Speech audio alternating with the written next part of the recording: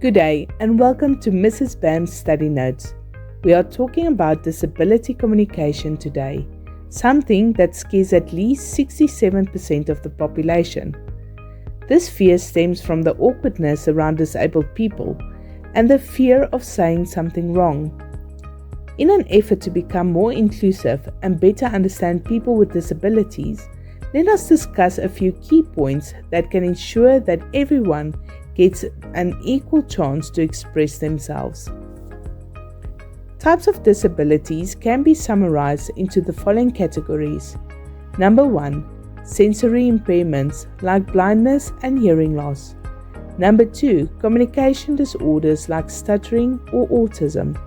Number 3, learning impairments and difficulties like dyslexia and ADHD. Number 4, mental or psychological impairments like bipolar disorder, depression, or social phobias. Number 5, physical impairments like strokes, amputation, or cerebral palsy. Number 6, chronic illnesses and health problems like HIV, diabetes, and heart problems. Often people with disabilities face bias and inequality, and it's usually because of a perceived limitation. Effective communication can establish rapport and trust, which in turn can enable a person with disability to fully participate in decision making.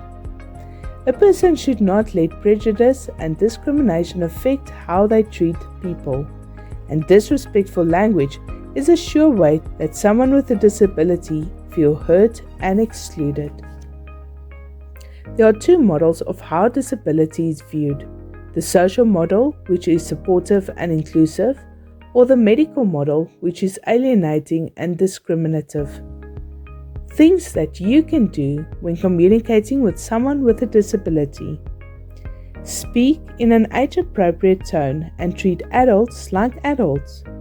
Don't speak to the caretakers, but rather to the person with the disability. Be polite and patient. Always refer to the person first, not the disability. For example, a person that is hearing impaired. Use respectful language. Give your full attention and do not interrupt or finish a person's sentences. If in doubt, just ask. People with a disability will possibly appreciate your consideration. Ask the following questions. How should we communicate? How would you like to receive information? How do you self-identify? What access do you need?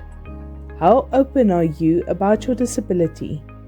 Do you have the capacity to do this right now? Disabled and different abled people have been stereotyped and denied many opportunities.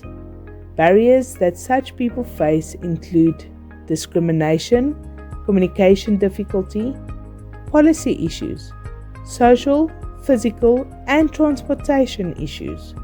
Let us become more aware, inclusive, and emotionally intelligent towards such individuals, because we all deserve a place in this world. Please join me again for Mrs. Bam's Study Notes.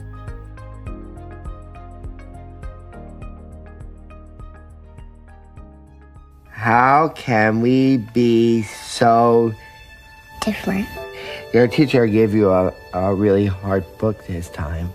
What's wrong with your father? Why is he acting like a retard? He is. You're not like other daddies. I'm sorry. Daddy, I'm lucky. Nobody else's daddy ever comes to the park. No one doubts that you love your daughter. These shoes light up. But your intellectual capacity is around that of a 7-year-old. Our concern is what happens when Lucy turns 8.